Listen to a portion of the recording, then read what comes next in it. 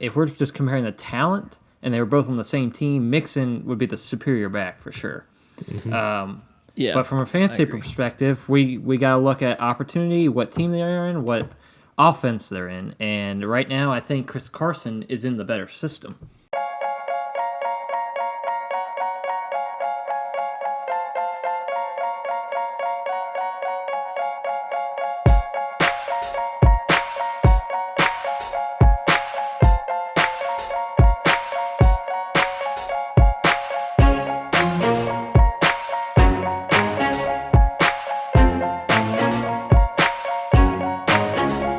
What's up, Guff Gang?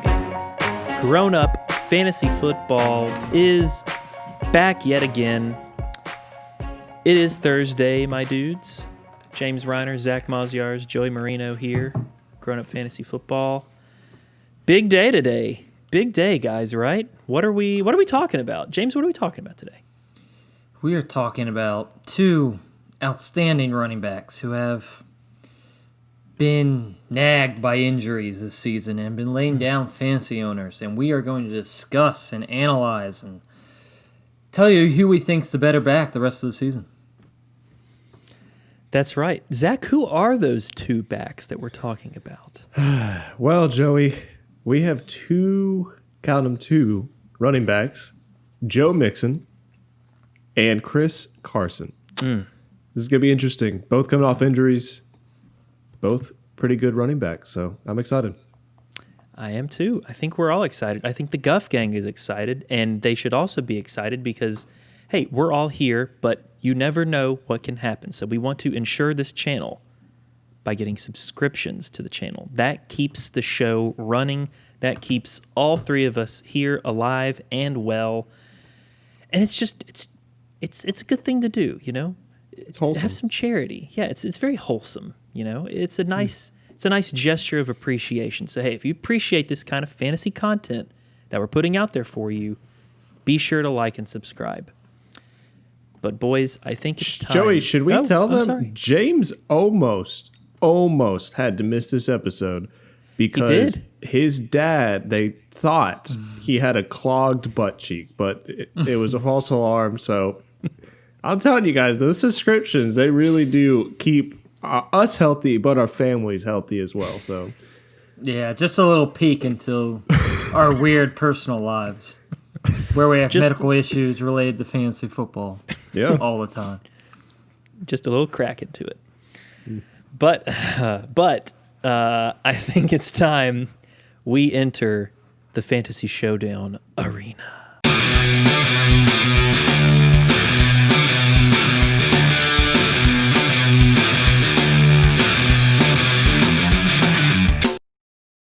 All right, guys. Entering the showdown, we have in one corner Joe Mixon and the other corner Chris Carson. Let me give you guys some facts on Joe Mixon, okay? So right now on the season, he's the RB25. He has 119 carries on the ground for 428 rushing yards and 3 rushing touchdowns. He's averaging about 3.5 yards per carry. He's got 21 receptions on the season for 138 yards and 1 receiving touchdown. And he's getting you about 16.6 fantasy points per game, so not too bad. Now, he does have a foot injury, and that's what we're discussing this week as well with this showdown. These are two running backs coming off of both foot injuries. He missed week 7, week 8, week 9 was his bye, and then he missed week 10. So we're hoping to see him back this week 11, to make his resurgence, to make a reappearance. But that is all we got on Joe Mixon. Let's move on to Chris Carson. Again, dealing with a foot injury. He's missed weeks 8, 9, and 10 with that foot injury. He has 66 carries on the season on the ground for 323 rushing yards, 3 rushing touchdowns, but he is averaging 4.89 yards per carry on the ground, so that's pretty crazy. He has 22 receptions for 142 yards and 3 receiving touchdowns. He is currently the RB21, and he is averaging you 17.5 fantasy points per game. So, fellas, those are the facts on Joe Mixon, Chris Carson. Give us the arguments. Give us those knockout punches. What do we got? James, put him up. You're first. Okay, to start off the bat with Joe Mixon. When he was playing in these games as a non-injured back, he was not productive for where you drafted him. He was scoring under 10 points a lot of weeks. Did he have any touchdowns those early games? I don't think so. Or if he did, he had like 30 yards. But he was struggling. It's because since he has a poor offensive line and it's still a young offense, and I think people are kind of focusing on Mixon rather than Burrow. I don't know. It's not as severe as like in Dallas, like we talked about, but I think they are doing that a little bit. And then on the Chris Carson side, I think Seahawks are really the better offense, and Russell Wilson's dangerous, and teams got to focus on him and shut down DK Metcalf and Tyler Lockett. So I think that opens a lot up for Chris Carson. What are your thoughts, Joey? So you're right with Seattle. Russ has been cooking, and it's a dramatic shift from what we've seen Seattle do historically. They've wanted to run the ball a ton, but this year they're letting Russ cook, and it does. So in theory, it does open up the offense for more opportunity for Chris Carson. So his highest amount of carries he's had so far has been 17 in one game. But he's also had 3 games where he's had less than 10 carries. I don't know if they don't really want to run the ball as much. So yes, in theory, the opportunity is there, but they're not necessarily really giving it to him. However, he's been pretty efficient with his touches. He has 4.9 yards per carry and 6.7 yards per catch. So he's doing a lot with what he's getting, but they're not running the ball. What's kind of saving Chris Carson so far has been the passing work, since he hasn't run the ball as much. He's caught, I think he's caught 50% or more of his targets each game. So the opportunity is still kind of there for Carson, but I think there's more opportunity for Mixon because he has had 15 carries or more in each game he's played. But the passing work is so-so. He's had 3 targets in every game since week 1. But the thing I want to look at between both these guys real quick is red zone carries, because this is where they make their money. So Joe Mixon has 20 red zone touches on the season, 7 in goal to go, and he's had 3 targets. Now, Chris Carson has had 16 touches in the red zone, 6 targets, and 8 touches in a goal-to-go situation. What's very interesting, though, is both Joe Burrow and Russell Wilson have thrown 52 attempts in the red zone. So both of these teams still like to pass when they're in the red zone. That's kind of hampering both of these guys. Mixon has had a little bit more. But you failed to bring up a very interesting point, Joey. What's that, Zach? Gio Bernard has 17 red zone touches. Yeah. With Chris Carson, we see a very hyper-efficient back, and we see people like Carlos Hyde, Travis Homer, none of them really getting, they'll come in for touches here and there. Gio Bernard actually does take away some of the receiving game. And unfortunate as it is, he does take away some of those red zone touches. A good bit. 17 is not just some small number. That's very close to Joe Mixon's 20. So question on your Gio Bernard 17 red zone touches. When did those touches come? Quite possibly. While Mixon was out. Yes. But even while he was in there, we still saw a good bit of Gio Bernard coming in situations where you would think, why isn't Joe Mixon in there? And also in receiving down work, where we want to see Joe Mixon get more of that receiving down work. He's a complete back. He's able to catch the ball as well. Looking at both of these running backs, I see the lack of carries for Carson. But then I'm like, okay, well, it does, like in the games that you've seen Carson play, you're like, hey, they are featuring him more in the pass game, which is awesome. But then you compare the receptions and the receiving yards, and he only has 1 more reception on the season than Joe Mixon. Now, he does have 2 extra receiving touchdowns, which is huge. But yeah, it's one of those things where Carson has been efficient, but we haven't seen as much of the opportunity for him. Another thing I wanted to bring up is the yards created. So basically, this is after blocking's all said and done. These are like yards strictly created by the running back, whether it be like broken tackles, like just getting away from defenders and stuff. I was like, okay, Chris Carson, as efficient as he is, his yards created is going to be so much better than Joe Mixon, especially with Joe Mixon's like awful line. Like, I was like, there's no way. Chris Carson has 108 yards created on the ground this season, where Mixon actually has 143. So, yes, Mixon hasn't been as efficient with his touches, and Mixon has a trash offensive line, but he is still creating yards because he is still a great, talented running back. So, there's a lot to unpack here, guys.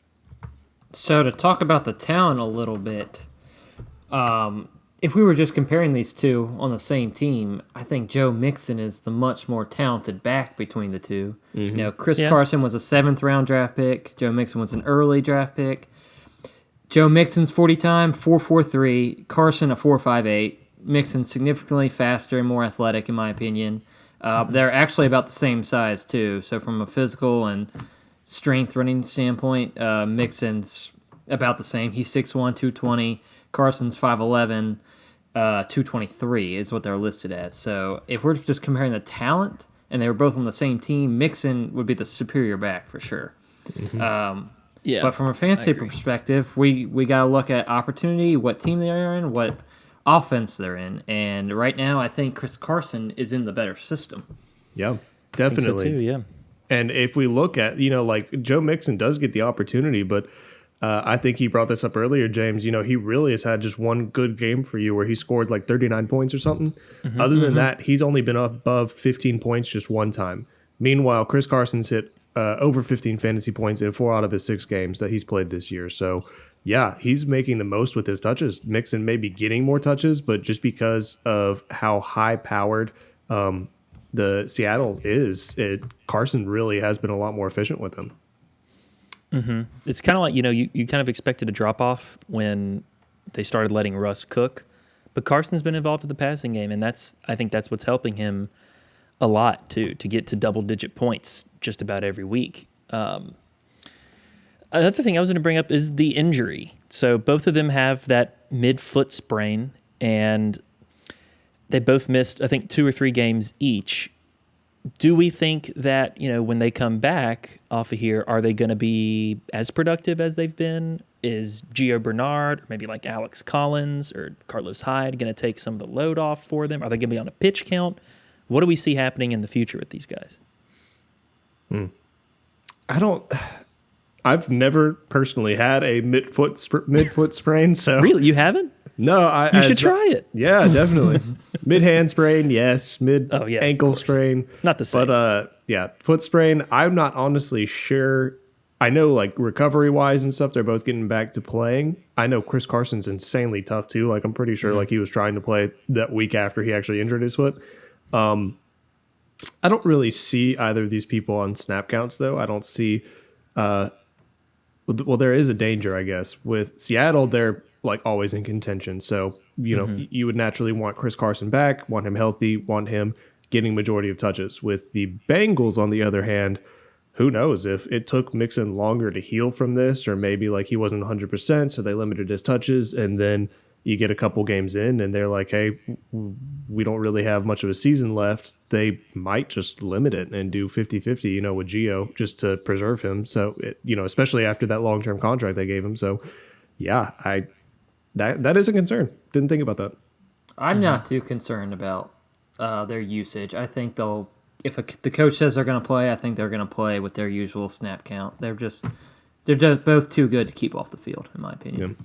So moving forward, I think James is right. They're both too good to keep off the field. I think Mixon more so, but I also see a situation where the Bengals are not going to be in playoff contention. They're not. They're in the basement of the AFC North.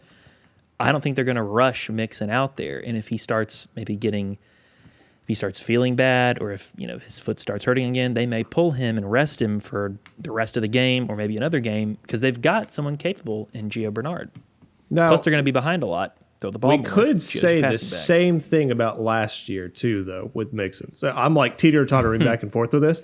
Last year, they are out of contention, like literally competing for dead last, and they run like Mixon to death, basically. Like, right? Like the last Yeah. games of the season, like he had 30 plus touches and stuff. Like they were just running through him. So, But I think they were also trying to get that first pick and trying to just not even trying to really to lose games, but they weren't really trying to necessarily win a game that was probably out of reach. So I think that was by design. I don't think that could be the case this year though, because they already have they already got Joe Burrow. They got their number one pick. True. It's the off chance of if Mixon does not feel good after this foot injury, but if he does feel okay, like I see them rolling him out, and who knows, maybe they even try and preserve Burrow more than they do him and Possibly. run the ball like insane amounts. So moving forward though with the scheduling, so Mixon's got Washington next, New York Giants, Miami, Dallas, Pittsburgh, and Houston. Chris Carson has Arizona, Philly, New York Giants, Jets, Washington, and LA. So schedule-wise, it looks like Mixon actually has a little bit more favorable of a schedule. You know, you got Giants there, Miami. Those are bottom half defenses. Dallas is too, and then Houston. Whereas Carson, he's got the Giants, Jets, and that's really it for bottom half defenses against the run. Yeah, he's got two defenses that are top half against the run, or really four that are top half against the run with the Rams, Washington, Philly, and Arizona, where Mixon has better matchups. Washington and Pittsburgh, Yeah, really just those two. I think Dallas is 15th against running backs, but I don't know how, but I don't know either. Maybe it's just the running backs they've played. Maybe it's because people can just beat them through the air so easily. They're just, let's throw a screen route and go crazy and score, and then we don't even have to run it this game. We could just score a couple of times and then be done. Yeah, Are you guys, Joe, James? I was just going to say, both these schedules don't seem too difficult. I don't think it's a concern for either of them, really. Yeah, especially a schedule, I feel like with, like I know we're like, Carson has a little bit tougher of a schedule. If you have Russell Wilson as your QB, though, there's really no schedule that's too tough. Like, you try and stop the run. Russell beats you through the air. You have to try and stop him, and then the run opens up that game. So I don't really see any of these games still being a huge challenge for opening up the run game. Yeah, the only thing I'll say about Seattle's schedule is I only see two offenses that can really put up points and start getting into a score fest with Seattle, and that's Arizona and the Rams. I don't see Washington, the Jets, the Giants, or Philly being able to keep up with Seattle's scoring, so they have to turn to the pass more or anything, or possibly get ahead. Philly's getting Alshon Jeffrey back, Joey. Oh, excuse me. What am I thinking? I'm sorry. It's going to be a shootout. Alshon. I'm so sorry, Alshon. The Birds of Prey game, Joey. Don't sleep on it. That's the Watch Falcons it actually game be a every week. shootout. Yeah, that is true. Well, what All right, do you guys are think? we ready to give a verdict? I think so, Joey. Why don't you go ahead? You're so antsy to give it. I want to hear what you guys say first. I don't want to go first. I'm afraid. James, go first. Do it. Chris Carson. If I have to pick one for the rest of the season, I think Chris Carson has a better opportunity, better system, better comparable schedule. I think he's going to have more fantasy points at the end of the year. Okay. Joey? Yeah, I think I'm ready. I think I'll go Carson too. And I think the schedule is better, the offense is better, the offensive line is better, and I think he's just a tad more durable. Really? A tad, yes. I'm pretty sure he averages like an injury or two per season. Yeah, well, I think he's a little more durable than Joe Mixon. I think he can recover better than Mixon can, and there's not as big cases for re-injury, I think. All right. Well, I think you are both wrong. I'm going Joe Mixon. I think with the volume he gets, I mean, like Chris Carson, yes, like he has been very efficient. He only has 66 carries on the season. Joe Mixon has doubled his carries on the ground. And then receiving work, it'd be like, okay, yeah, but he has so many more targets and receptions, but he has one more reception than Joe Mixon. So I think Joe Mixon still, just based on volume alone, I think volume with the talent he has is king. Yes, their O-line is pretty bad, but I think with the schedule coming up and the opportunity for the Bengals to maybe say, hey, our line is bad, so we'd actually like to protect Joe Burrow for the future. And let's just run it out with Joe Mixon like we did last season. I think there's a good possibility of that. So I'm going to say Joe Mixon. Could be. Zach, are you picking Joe Mixon because he was one of your bold predictions for the season? No, heavens no. I would never, Joey. We still remember. But that Dolphins take is looking better and better each week. For anyone who forgot, I said the Dolphins would win their division. And honestly, the way they are playing, I don't know if they'll win the division, but they're playing like they might get a playoff spot. So Got to beat Buffalo. That's true. yeah, got to. But That's right. anything can but happen. I think Stranger things have happened. they have. And they have a show on Stranger Things now. Bum, bum, bum. Go ahead. So I think that's going to do it for today's show. In case you missed it, in the case of Mixon versus Carson, the case was decided 2 in favor of Carson and 1 in favor of Mixon. Be sure to leave a comment below on who you would rather have rest of season, Joe Mixon or Chris Carson. Make sure you go like and subscribe. Make sure you grow up. And be sure to get guffed.